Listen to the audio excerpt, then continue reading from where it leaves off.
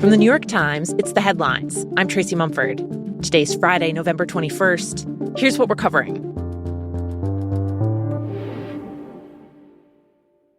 I intend to make it clear to President Trump that I will work with him on any agenda that benefits New Yorkers. If an agenda hurts New Yorkers, I will also be the first to say so. At the White House today, Zohran Mamdani, the mayor-elect of New York City, will meet face-to-face with President Trump after the two have spent months clashing publicly. Trump has been falsely calling Mamdani a communist and said he should be arrested. Mamdani has said he wants New York City to help write the playbook for how to defeat Trump and his political movement. While neither side has said what they're going to be talking about today, given Trump's previous threats to send the National Guard into the city and withhold billions of dollars in federal funding, the stakes are high. Notably, Mamdani has vowed to hire 200 extra city lawyers, in part to push back against the administration. Still, Trump has a vested interest in New York City's success because of his multiple real estate holdings there. And in private, he's described Mamdani as a talented politician, calling him slick and a good talker.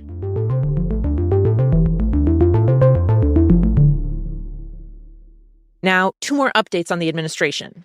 Just to be clear, does the president want to execute members of Congress? No. Let's be clear about what the president sparked an uproar in Washington yesterday when he accused a group of lawmakers of sedition and shared a post on social media saying, quote, "Hang them." Trump was targeting 6 Democrats who'd posted a video reminding troops and members of the U.S. intelligence community that they are obligated to refuse illegal orders. We know this is hard, and that it's a difficult time to be a public servant. But whether you're serving in the CIA, the Army, or Navy, the Air Force, your vigilance is critical. That guidance is a standard part of military training. But Trump administration officials have said the lawmakers were encouraging service members to rebel against the president. We have 1.3 active duty service members in this country, and if they hear this radical message from sitting members of Congress, that could inspire chaos, and it could incite violence, and it certainly could disrupt the chain of command. In a statement responding to Trump's threat, the Democratic lawmakers said, quote, "What's most telling is that the president considers it punishable by death for us to restate the law." And the Trump administration has announced one of the president's most significant steps yet to increase the production of fossil fuels, a plan to open up more than 1 billion acres of coastal waters to new oil and gas drilling. That's an area more than half the size of the U.S., and under the proposal, the Interior Department would hold leases of federal waters in the Pacific, the Gulf of Mexico, and previously untouched areas off of Alaska. The plan is already facing bipartisan pushback over environmental concerns. California's Democratic governor, Gavin Newsom, has said he'll try and block drilling off the coast of his state, and Republican Senator Rick Scott of Florida said he's urged the administration to stop any new drilling there. Fishing and tourism industries in the Gulf were devastated by the Deepwater Horizon disaster in 2010, which killed 11 people and spilled millions of gallons of oil.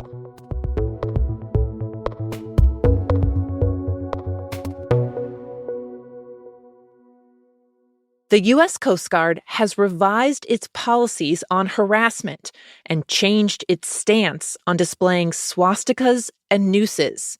In the past, any displays of those symbols were clearly referred to as incidents of hatred and prejudice that have, quote, no place in the Coast Guard.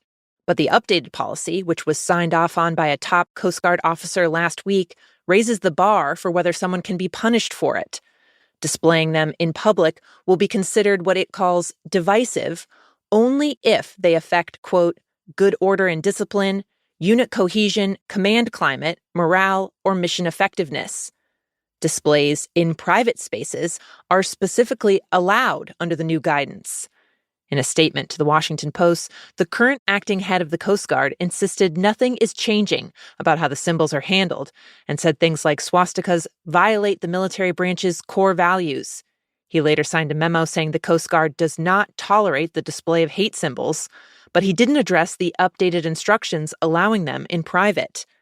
Other revisions to the harassment policy removed protections for transgender troops following President Trump's executive order that barred trans people from serving. It also takes up the issue of hazing. Defense Secretary Pete Hegseth has championed the practice as a way to instill what he calls a warrior ethos. Under the definition now provided by the Coast Guard, hazing, which can include physical violence, can have a, quote, proper military or other governmental purpose. A representative of the Southern Poverty Law Center, a nonprofit civil rights group, called the policy updates a national embarrassment.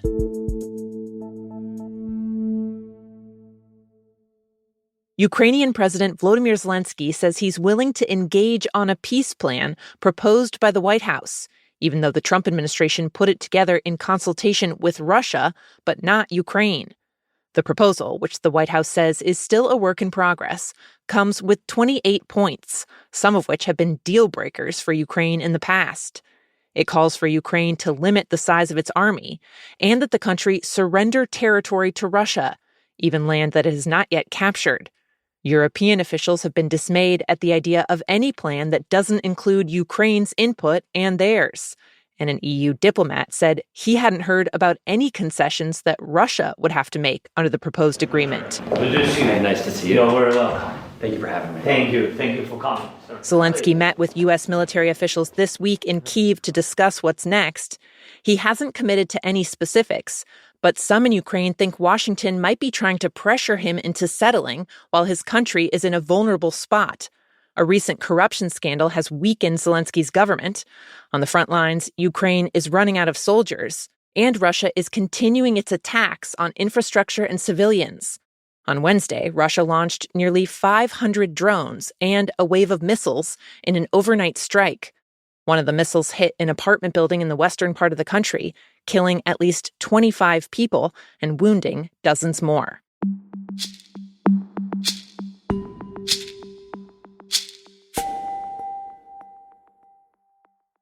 And finally, there's a bidding war underway that could change the trajectory of the entire entertainment industry. Warner Brothers Discovery, the media giant that owns not just the Warner Brothers movie studio, but also HBO and CNN, is up for sale.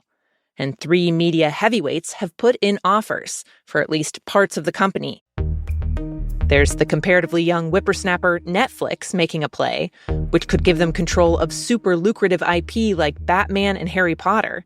There's Comcast, which already owns Universal and NBC. And there's Paramount, which is widely considered to be the frontrunner. Paramount's chief executive, David Ellison, is coming armed with billions from his father, Larry Ellison, who co-founded the tech giant Oracle and is one of the world's richest men. The Ellisons have gone all in on media this year. David Ellison took over Paramount and CBS just this August and is already trying to pull off this massive new purchase of Warner Brothers Discovery. Plus, his dad is one of the investors moving to take control of TikTok in the U.S. If all their plans pan out, that would put the Ellisons in charge of a vast new media empire stretching from viral videos to TV news to movie theaters. Ultimately, if Warner Brothers accepts one of the offers, any deal will still need to be approved by federal regulators, meaning the buyer will have to win over not just executives, but also potentially the White House. Both David and Larry Ellison have developed close ties to President Trump. Those are the headlines. If you'd like to play the Friday News Quiz, stick around. It's just after these credits. This show is made by Will Jarvis, Kate Lopresti, Jan Stewart, and me, Tracy Mumford. Original theme by Dan Powell. Special thanks to Isabella Anderson, Larissa Anderson, Miles McKinley, Zoe Murphy, and Paula Schumann. Now, time for the quiz. You know the drill. We have a few questions about stories the Times has been covering this week. Can you get them all? First up. I just want to say that Crown Prince Mohammed, we're delighted to have you with us at the White House. Very special. Very, very special. President Trump pulled out all the stops to welcome the Crown Prince of Saudi Arabia, including throwing a lavish black tie dinner on Tuesday night with a packed guest list. The head of FIFA was there, so was the head of Apple, and there was another guest making his first appearance at the White House in months, since his relationship with the president hit a rocky patch. Your question, who was it?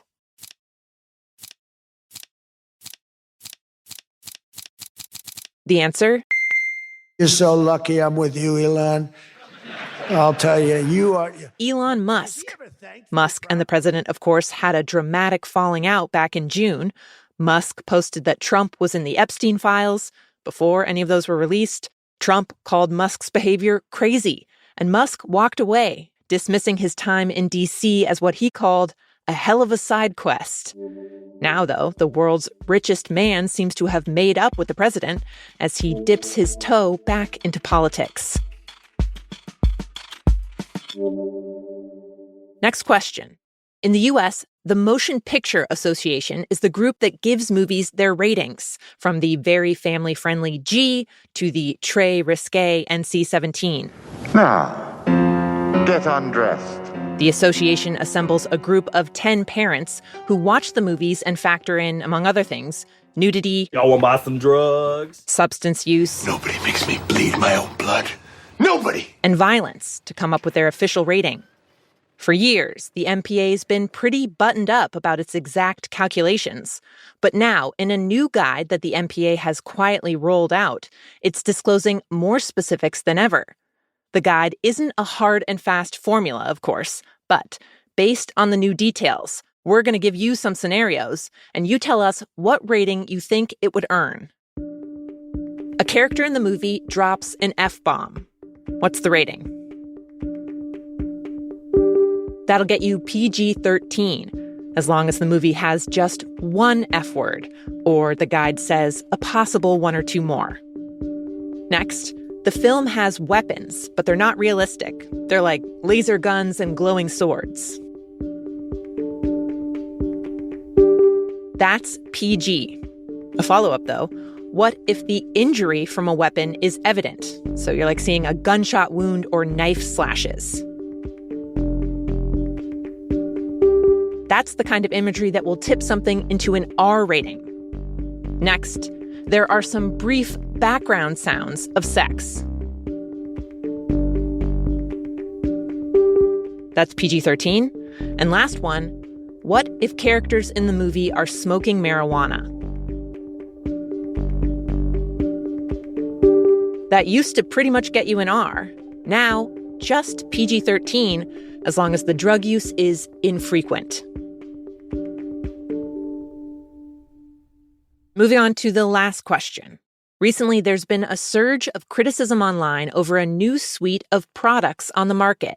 Today, in What Kind of Capitalist Hellscape Are We Living In?, I give you the skincare line targeting called... The products are aimed at one very particular demographic. Experts like me sounding the alarm about how using the wrong products can actually harm physically. But now that target audience is what's riling people up. I have so many problems with this. First, so your question, who are these controversial new skincare products for?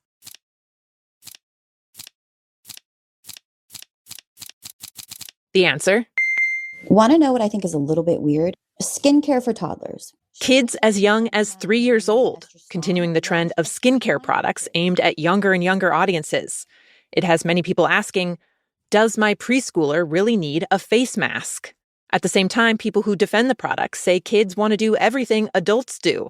So why not have an age-appropriate option for them so they're not lathering on acids and retinols meant for much older skin? Now, if your answer was skincare for dogs, I will actually give you the point because the Times did also cover the growing beauty category for pets. I learned there are companies out there selling dry shampoo for your dog, and Dolce & Gabbana has rolled out a $99 canine perfume that it describes as a, quote, tender and embracing fragrance crafted for a playful beauty routine. That gives me hope for my side project, nail polish for cats. I'm kidding. That already exists, and I'm horrified. That's it for the news quiz. If you want to tell us how you did, our email, as always, is theheadlines@nytimes.com. I'm Tracy Mumford. We'll be back on Monday.